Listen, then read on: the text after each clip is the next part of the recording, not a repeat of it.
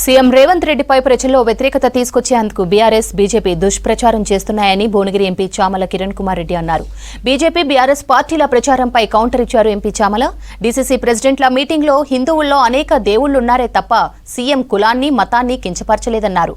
రాజకీయంగా లబ్ధి పొందేందుకు బీజేపీ బీఆర్ఎస్ కుట్ర చేస్తుందన్నారు చామల.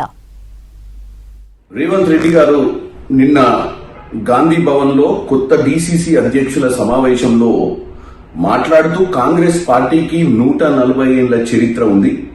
కాంగ్రెస్ పార్టీ అంతర్గతంగా కాంగ్రెస్ పార్టీలో ప్రజాస్వామ్యం ఉంటది. ఎవరు ఏదైనా మాట్లాడటానికి అవకాశం ఉంటది కాబట్టి పార్టీ 140 సంవత్సరాలు బతకగలిగింది.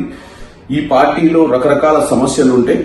సమస్యలకు ఎన్నో పరిష్కార మార్గాలు ఉంటాయని డీసీసీ ప్రెసిడెంట్ కొత్తగా నియామకమైన వారికి ఒక సూచన ఇవ్వడానికి ప్రయత్నం చేస్తూ ఈ పార్టీలో మల్టిపుల్ లీడర్షిప్ ఉంటది. కొంతమంది వాళ్ళ లీడర్లను ఫాలో అవుతుంటారు డిస్ట్రిక్ట్ లెవెల్లో, స్టేట్ లెవెల్లో, నేషనల్ లెవెల్లో అన్న ఉద్దేశంతో మాట్లాడుతూ హిందువులకు కూడా ఎంతో మంది భగవంతులు ఉంటారు. కొంతమంది ఆంజనేయ స్వామిని పూజిస్తారు, కొంతమంది రాముడిని పూజిస్తారు, కొంతమంది మైసమ్మని పూజిస్తారు అన్న విషయాన్ని చెప్తూ ఆయన మాట్లాడటం జరిగింది తప్ప ఏ కులాన్నో ఏ మతాన్నో ఏదో విధంగా ఇబ్బంది పెట్టాలని మాట్లాడినట్టు ఆయన మాట్లాడలేదు.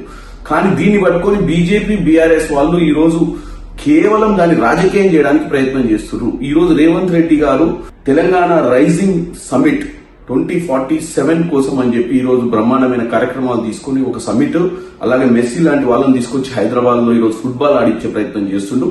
కాబట్టి ఆయన స్థాయిని దిగజార్చి ప్రజలను తప్పుతో పట్టించే విధంగా వాళ్ళు ప్రయత్నం చేస్తున్నట్టుగా క్లియర్ గా కనపడుతుంది. ముఖ్యంగా బీఆర్ఎస్ పార్టీ గత 4 ఎన్నికలు 23 తర్వాత ఓడిపోవడం జరిగింది. బీజేపీకి డిపాజిట్ కూడా రాలేదు. కాబట్టి రేవంత్ రెడ్డి గారి నాయకత్వాన్ని వీక్ చేయాలన్న ఉద్దేశంతో ఇలాంటి ప్రాపగాండా చేసి ఏదో ధర్నాలు, పంచాయతీలు పెట్టి తెలంగాణ ప్రజల మనసులో ఆయన మీద ఒక నెగిటివ్ అభిప్రాయాన్ని క్రియేట్ చేయడానికి ప్రయత్నం చేస్తూ తప్ప అటువంటిది కాదని తెలియజేస్తున్నారు.